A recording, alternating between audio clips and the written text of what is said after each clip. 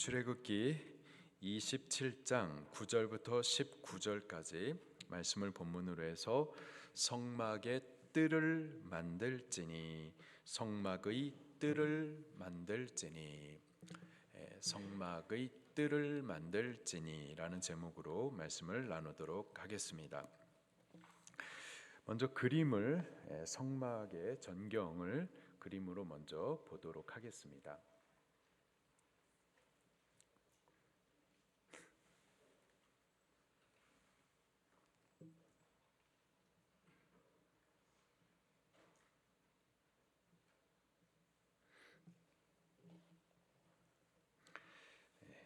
성막 전경이 있고요. 성막 안으로 들어가기 위해서 성막 문을 통과하여 들어갑니다.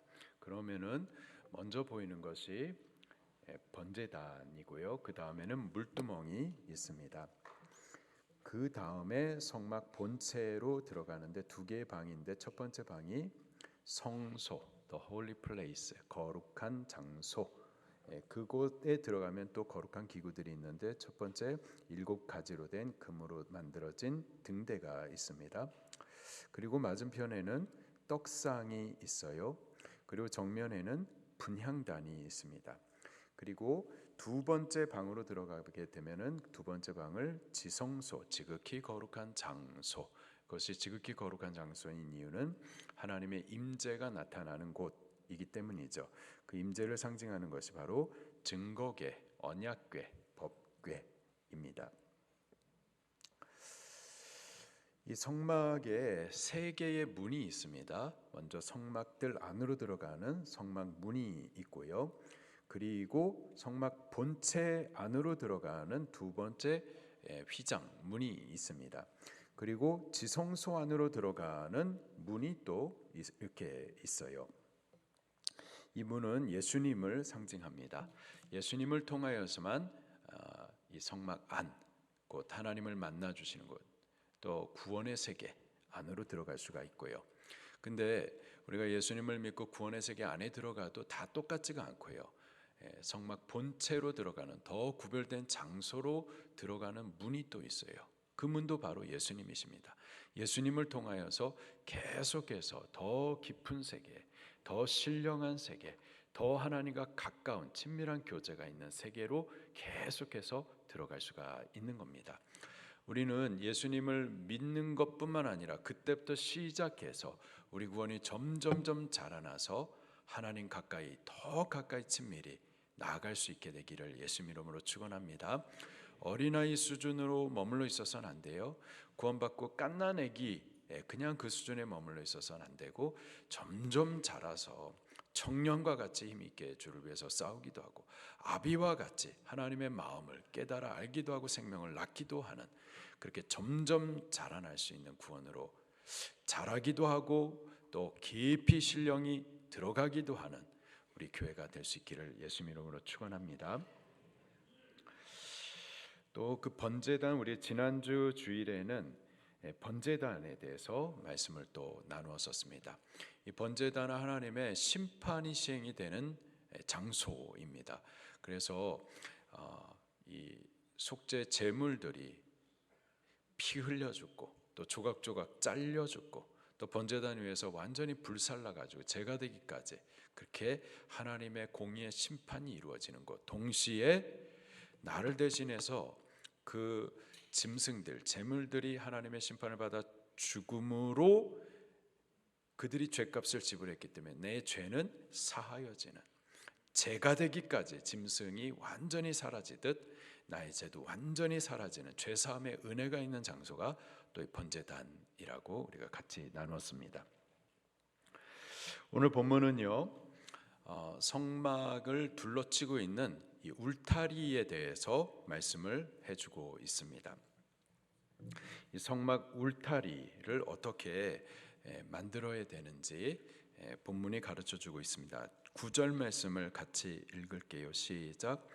너는 성막의 뜰을 만들지니 남쪽을 향하여 뜰 남쪽에 너비 100규빗의 세마포 휘장을 쳐서 그 한쪽을 당하게 할지니 그 기둥이 스물이며 받침 스물을 노수로 하고 갈고리와 가름대는 은으로 할지며 11절 그 북쪽에도 너비 100규빗의 포장을 치되 그 기둥이 스물이며 그 기둥의 받침스물은 노스로 하고 그 기둥의 갈고리와 가름대는 은으로 할지며 12절도 봅니다. 시작.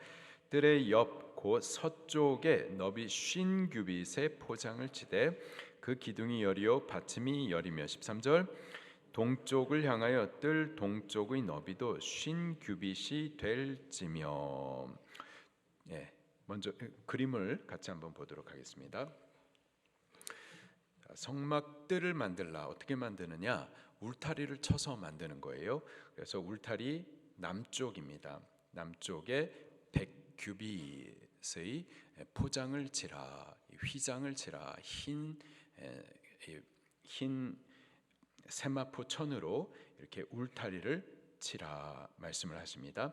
그리고 북쪽으로도 마찬가지로 100규빗 길이의 포장을 치라. 그 포장으로 울타리를 만들라. 그리고 서쪽은 500규빗이 아닙니다. 50규빗, 50규빗 약 22.5m 크기의 또 울타리를 치라 말씀하십니다.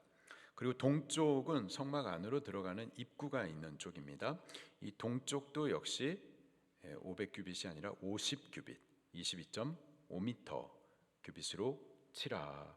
그리고 그 중간에 문이 보이죠. 청색, 자색, 홍색실 또 가는개콘, 배실로 공교히 짜서 만든 중간에 문이 보입니다. 그 문을 중심으로 해가지고 오른쪽에 기둥 3개를 세우고 약 15m, 또 왼쪽에도 마찬가지로 기둥 3개를 세우고 15m 크기의 벽을 세우고 중간에 기둥 4개를 세워가지고 거기를 이제 문으로 만들라 명령을 하고 계세요. 그리고 동서남북에 이 포장을 치는데 울타리를 치기 위해서 여기 이렇게 기둥을 세웁니다. 그 기둥이 남쪽, 북쪽, 서쪽, 동쪽에 각각 20개씩, 10개씩 그렇게 치게 해서요. 남쪽에 20개, 북쪽에 20개, 또 서쪽에 10개, 동쪽에 10개의 기둥을 세워서 그래서 이 포장을 쳐서 울타리를 만들게 하십니다. 그 기둥을 좀 더 자세히 보게 되면은요. 기둥을 만드는데 17절을 같이 읽겠습니다. 시작. 모든 기둥의 가름대와 갈고리는 아멘. 뜰 주위 모든 기둥의 가름대와 갈고리는 은이요 그 받침은 노시며. 여기 받침 든든하게 쓰러지지 않도록 아주 무거운 노수로 만들어진 받침 위에다가 기둥을 세웁니다. 그리고 여기 은으로 장식된 띠들로 장식을 하고요. 그리고 머리도 이렇게 은으로 이렇게 장식을 합니다. 그리고 은으로 된 갈고리를 저기 기둥 상단에 박아두고요. 그리고 이렇게 줄로 연결해 가지고 아래쪽 말뚝에다가 노수로 된 말뚝에다가 줄을 연결시켜 가지고 기둥이 흔들리지 않도록 그렇게 세워 둡니다. 이 기둥은 뭘 상징할까요? 기둥을 세우고 그래서 울타리를 치고 그 울타리를 통하여서 성막 안쪽과 바깥쪽 거룩한 곳과 세속된 곳을 구분짓게 하는데 이 기둥은 진리의 말씀을 상징을 해줍니다. 같이 디모데전서 3장 15절을 같이 읽겠습니다. 시작. 이 집은 살아계신 하나님의 교회요 진리의 기둥과 터니라. 아멘.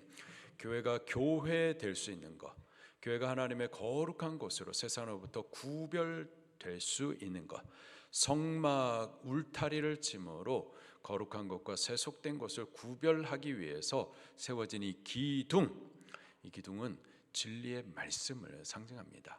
말씀이 거룩한 것과 세속된 것을 구분하는 거예요. 말씀이 하나님 계신 곳과 세상에 있는 곳을 구분 짓는 겁니다.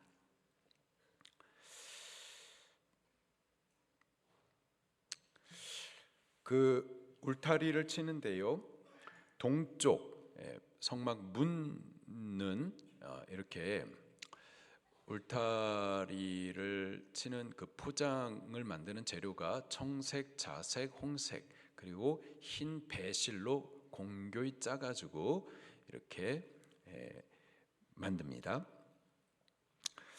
자, 그렇게 만들고 그 다음에 아까 가름대에 대해서 말씀을 해주고 있는데요. 10절 말씀을 다시 한번 읽겠습니다. 시작. 그 기둥이 스물이며 그 받침 스물은 노스로 하고 그 기둥의 갈고리와 가름대는 은으로 할지며. 이 가름대는 포장을 세우기 위하여서 기둥과 기둥 사이를 흔들리지 않도록 기둥을 견고히 세울 수 있도록 붙잡아주고 있는 긴 막대기를 말합니다. 여기 기둥이 이렇게 있어요. 기둥이 튼튼히 서기 위해서 여러 가지 장치를 하는데, 먼저는 노수로 받침을 만들고 그 위에다가 세우고요. 그다음에 말뚝을 박아놓고 줄로 또 다시 한번 견고히 세웁니다. 그리고도 또 흔들리지 않도록 더 든든히 설 수 있게 하기 위해서 기둥과 기둥 사이를 가름대로 연결을 합니다. 가름대는 바로 이거예요. 기둥과 기둥 사이를 연결해주는 가름대. 그래서 다시 한번 이 기둥이 흔들리지 않도록 견고히 설 수 있도록, 그래서 포장을 그 위에다가 달아놓을 수 있도록 장치를 해 둡니다. 동쪽은 뜰문이 있는 쪽이고요. 이 뜰문을 만드는 재료를 16절에 기록을 해주고 있습니다. 같이 읽어보겠습니다. 시작. 뜰문을 위하여는 정색, 자색, 홍색 실과 가늘게꼰 배실로 수놓아 짠 20규빗의 휘장이 있게 할지니. 그렇게 휘장을 만들어서 뜰문을 이렇게 달아둡니다. 문이에요. 그래서 아름다운 색깔로, 여기 지금 광야입니다. 광야는 무채색이에요.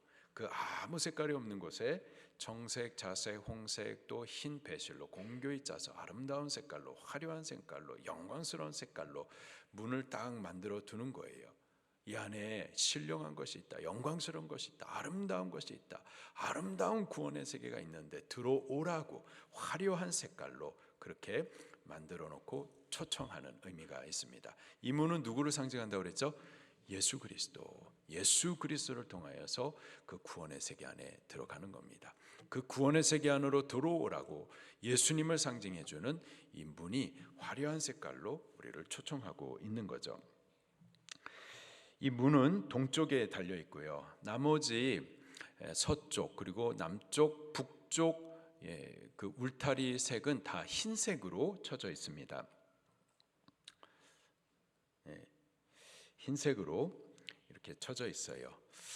그래서 남쪽, 북쪽은 약 100규빗, 그리고 서쪽과 동쪽은 50규빗, 그리고 이 휘장 울타리의 높이는 5규빗으로 그렇게 정해 주셨습니다. 그래서 그걸 환산하면은 서쪽과 동쪽은 45m, 아니죠? 북쪽과 남쪽이 45m, 그리고 서쪽과 동쪽은 22.5m, 그리고 높이는 약 2.25m, 사람 키보다 조금 더 높습니다. 그래서 바깥에서 안쪽을 볼 수가 없어요. 볼 수 없지만은 또 완전히 보이지 않도록 한 것은 아니고 이렇게 차단을 해 놓은 거죠. 차단을 해 둠으로 바깥쪽과 안쪽을 그렇게 구별 짓게 하신 겁니다. 그래서 다시 보게 되면은 성막의 정경이 이러한 모양이에요. 그래서 45m, 22.5m, 그리고 높이는 약 2.25m. 그렇게 큰 규모는 아니죠. 큰 규모는 아니지만 바로 이 장소 안에 하나님의 거룩한 임재가 있는 겁니다. 이렇게 하나님의 임재가 나타나는 곳, 바로 이곳이 성막이에요. 그 규모가 대단히 크고 웅장하고 그 규모로 인해서 와 은혜롭다가 아니고, 사실은 그렇게 큰 규모는 아니지만 중요한 것은 규모가 아니라 그것에 하나님의 임재가 나타나면, 그러면 그것은 거룩하게 구별된 곳인 거죠. 오늘날의 교회도 마찬가지입니다. 어떤 크게 중요한 게 아니에요. 이 교회가 교회될 수 있는 것은 하나님의 임재가 나타나야만 하는 겁니다. 물론 우리가 더 아름답게 좀 지으면 더 좋겠죠. 그러나 진짜 중요한 것은 아름다우신 분, 우리를 또 거룩하게 하시는 하나님, 그분이 이곳에 임재하셔야만 하는 겁니다. 우리의 모든 포커스, 중심, 집중은 바로 하나님의 임재, 그것을 집중해야만 할 줄로 믿습니다.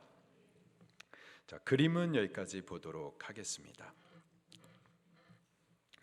여러 가지 이제 성막들을 만들기 위해서 울타리를 치게 하셨는데, 그리고 울타리를 치기 위해서 여러 가지 장치들, 기구들을 우리가 같이 나누었습니다.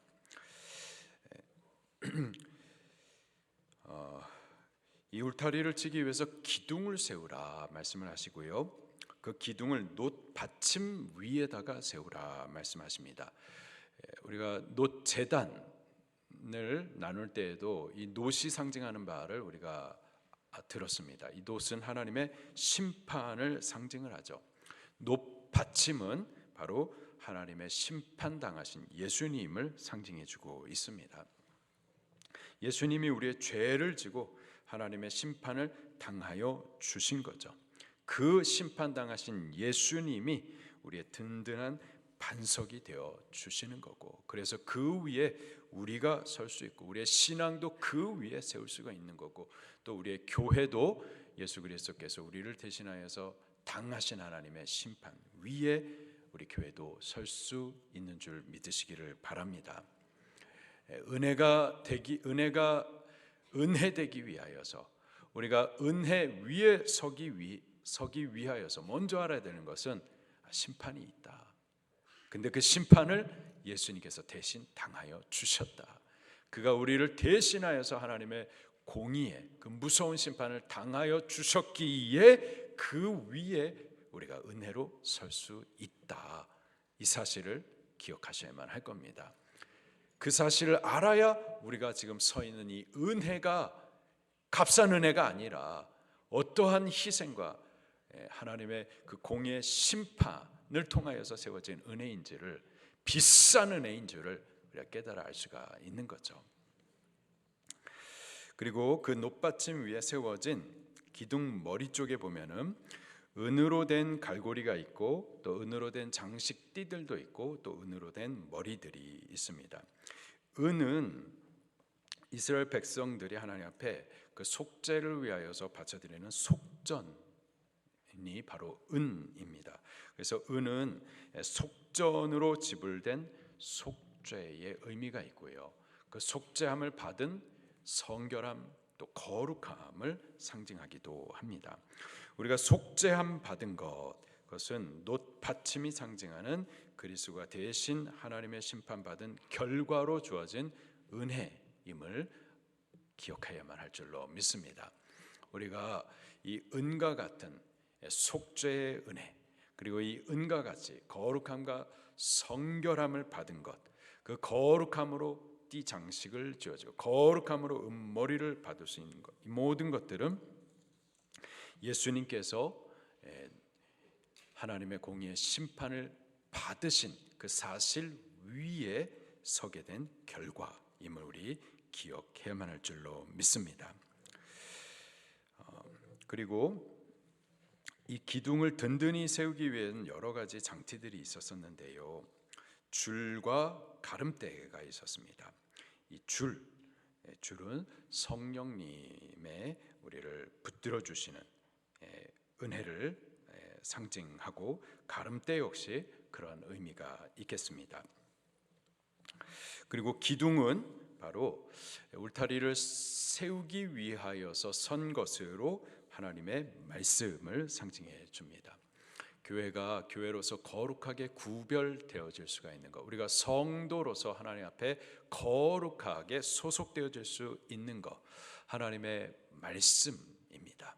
하나님의 말씀으로 울타리가 세워지고 우리가 거룩하게 구별되어질 수가 있겠습니다. 그리고 그 기둥이 세워진 다음에 이 세마포 휘장을 사방에 둘러칩니다. 그리고 그 휘장을 둘러침으로 비로소 울타리가 세워지고 또 성막들이 만들어지게 되죠. 중요한 것은 이 포장을 세마포로 만든다라는 거예요. 세마포는 흰 천을 말합니다. 여기 흰색이 의미하는 것은 깨끗함을 말합니다. 깨끗함. 이 흰색은 하늘에 속한 색, 또 하나님께 속한 색이에요. 그래서 천사들도 다 흰 옷을 입고 구원받은 성도들도 역시 흰 옷을 입습니다. 이 흰 옷에 대하여서 또 요한계시록 9장에 보니까는 성도들의 의로운 행위라고도 말을 하고 있어요. 그런가 하면은 이 흰 세마포 휘장은 또 예수 그리스도의 대행대속하여서 우리에게 입혀주신 그리스도의 의를 상징하기도 합니다. 우리가 행위로 믿음을 따라 행하는 것들이 흰 세마포 옷으로 만들어지기도 하지만 또한 동시에 예수 그리스도께서 우리를 위하여서 대행대속함으로 흰 옷을 옷 입혀주신 은혜도 있습니다. 그 예수 그리스도의 의롭게 하신 의, 그것이 바로 세마포 휘장이 상징하는 바이고 예수님의 그 대행대속의 은혜의 의 안에 우리가 보호받기도 하고 또 거룩하게 구별되기도 하는 줄로 믿습니다. 이 성막들의 세마포 울타리는 거룩한 곳과 속된 곳을 구별해주는 경계의 의미가 있겠어요. 이 구분은 세상의 것과 하나님께 속한 것이 결코 짝될 수 없음을, 나누어짐을, 그 나누어짐의 단호함을 보여줍니다. 그러므로 성도는 세상과 구별된 신앙생활이 있어야만 할 거예요. 우리 한 발은 세상에 속하여 두고 동시에 다른 한 발은 거룩한 곳에 둘 수 없도록 울타리를 세워 두신 거죠. 결단을 해야 돼요. 세상으로부터 구별되어야만 합니다. 성도이기 때문에 그래요. 성도이기에 우리 세상에서부터 구별된 곳, 거룩한 곳에 속하여 있어야만 할 줄로 믿습니다. 이 뜰 안은 하나님께서 만나주시는 곳으로서 구원의 세계를 의미합니다. 그것은 또한 하나님을 예배하는 제사가 진행되는 곳이기도 해요. 구원 얻은 성도의 신앙생활, 그것은 성막들 안의 생활로서 우리의 신앙생활을 하나님을 섬기는 예배임을 상징적으로 말씀해 주고 있습니다.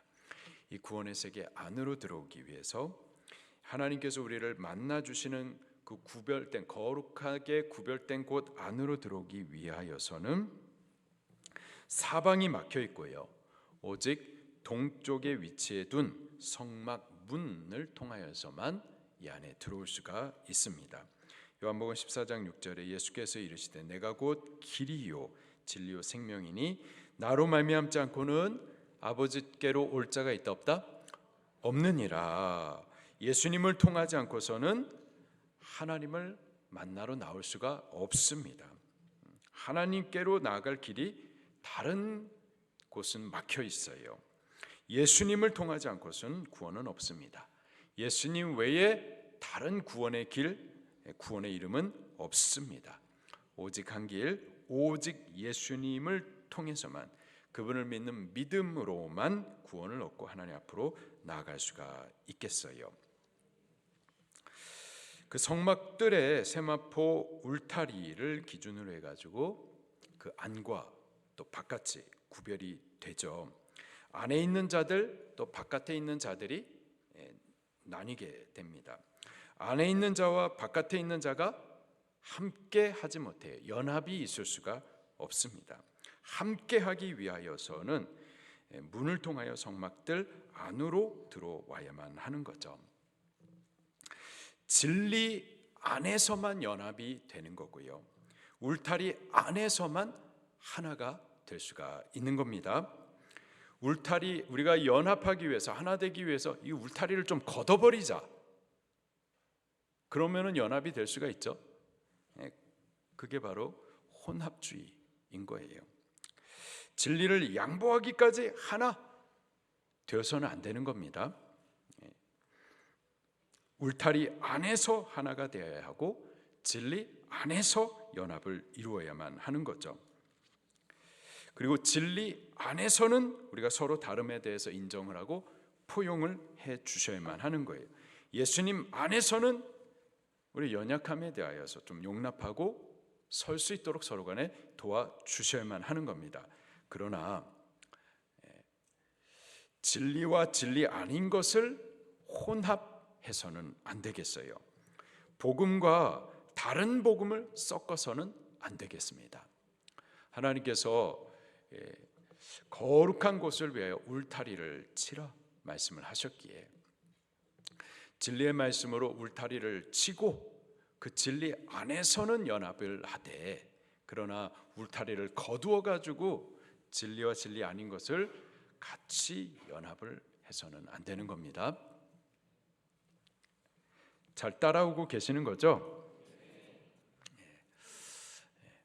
점점 진리와 진리 아닌 것을 혼합하고, 그리고 거룩한 것과 거룩하지 않은 것을 갖다가 자꾸 섞어두는데, 근데 그 섞을 때 이름이 하나됨, 그리고 평화, 화평함 뭐 이런 말로 자꾸 섞는데,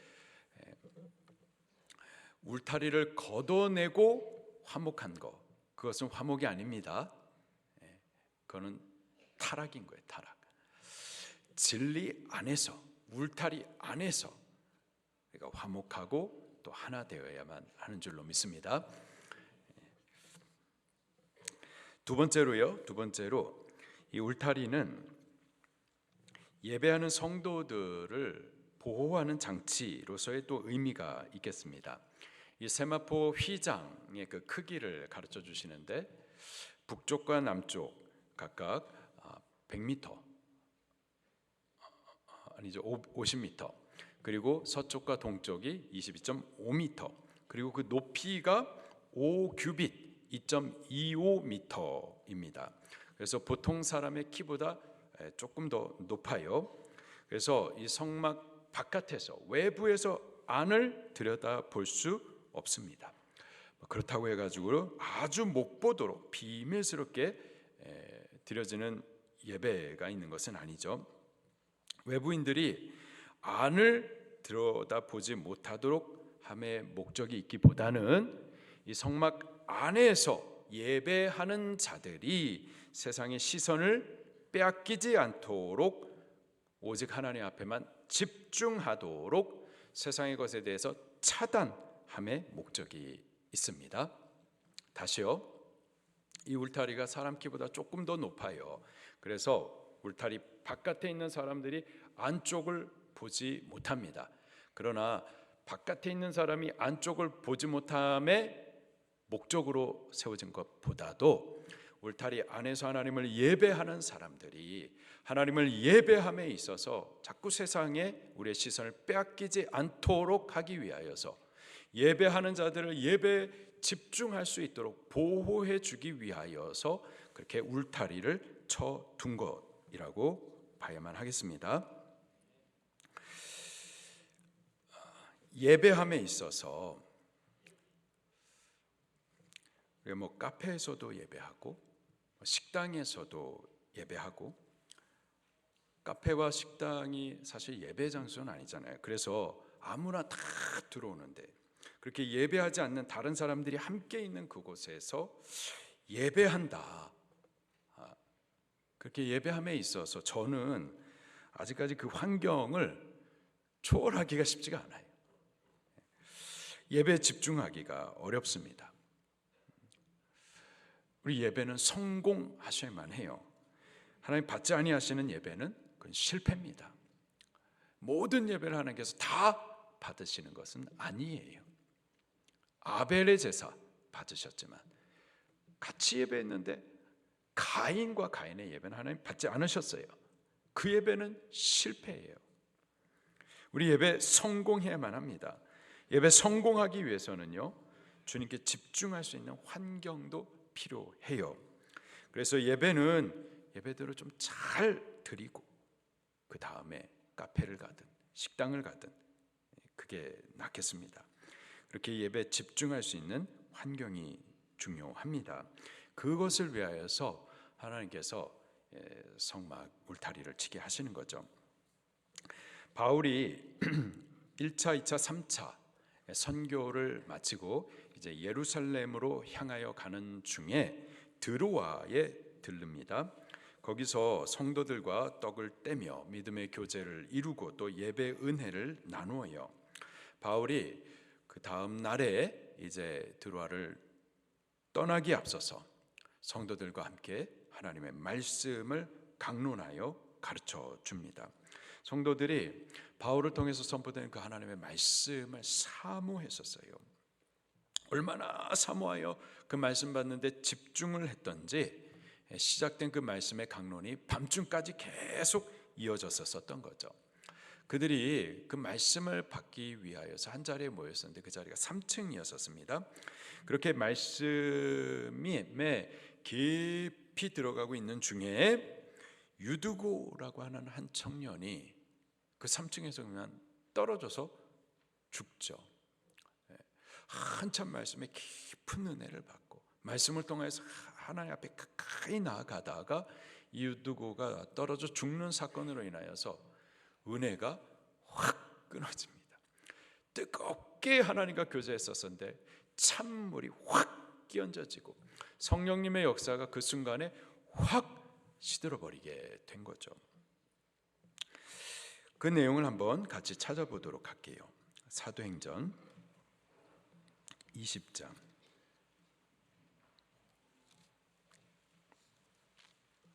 사도행전 20장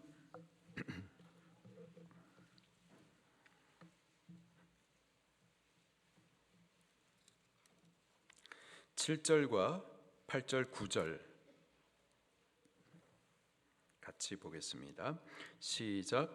그 주간에 첫날에 우리가 떡을 떼려 하여 모였더니 바울이 이튿날 떠나고자 하여 그들에게 강론할새 말을 밤중까지 계속하매 우리가 모인 윗다락에 등불을 많이 켰는데 유두고라 하는 청년이 창에 걸터 앉아 있다가 깊이 졸더니 바울이 강론하기를 더 오래 하매 졸음을 이기지 못하여 3층에서 떨어지거늘 일으켜 보니 죽었는지라. 지금 말씀에 깊은 은혜가 있다가 유두고 청년이 떨어져 죽는 이 사건으로 인하여서 이 은혜가 확 끊어지고 성령님의 역사도 확 식어지고. 자, 근데 이 청년 지금 말씀의 은혜가 깊어지고 있었어요. 그리고 성도들도 그 말씀을 막 사모하면서 밤중까지 아주 깊은 은혜를 받으면서 말씀 안으로 들어가고 말씀이 저들 안에 흡수되어지고 말씀과 연합되어지는 그러한 자리에 유두고는 졸았었단 말이에요. 유두고는 오히려 이 은혜를 갖다가 끊어지게 하는 이러한 일을 했었었죠.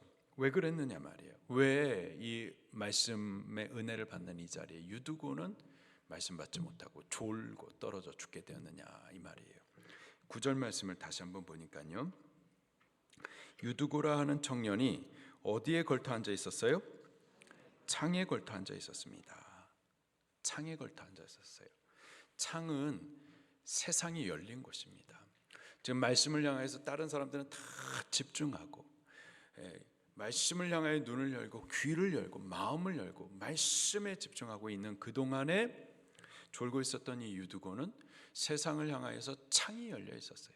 세상에 집중하고 있었어요. 분명히 그 자리는 말씀의 자리인데 말씀의 자리에 있긴 있지만은 그 눈과 생각과 마음은 세상을 향해 열려 있는 그 창, 거기에 걸터 앉아 있었던 거죠. 집중하지 못하다 보니까 그렇게 졸게 되어지고, 졸다가 결국은 떨어져 죽기까지 하게 된 거죠. 우리들도요, 울타리를 좀 치셔야 돼요. 우리가 하나님을 섬기고 예배하고 신앙생활함에 있어서 세상이 우리를 보지 못하고 우리 안에 있는 그 비밀스러운 것들에 대해서 보지 못하지만, 우리들도 이 성막들 안에서 하나님을 섬기는 동안에는 좀 세상의 창을 닫아두시고 하나님께만 집중해야만 할 줄로 믿습니다. 바로 그것을 위해서 성도가 거룩하게 서기 위해서, 그리고 하나님 앞에 예배 성공하기 위해서 성도를 보호하는 차원에서 친 것이 바로 울타리인 거죠. 우리들 안에도 이러한 울타리가 쳐질 수 있기를 예수님 이름으로 축원합니다. 그래서 우리 자신을 하나님의 속한 자로서 그렇게 세상으로부터 구별할 수 있기를 예수님 이름으로 축원합니다. 그리고 하나님 앞에 집중하여서 예배함으로 예배도 성공할 수 있는 우리들이 꼭 될 수 있기를 예수님 이름으로 축원합니다. 말씀 붙들고 통성으로 기도하시겠습니다.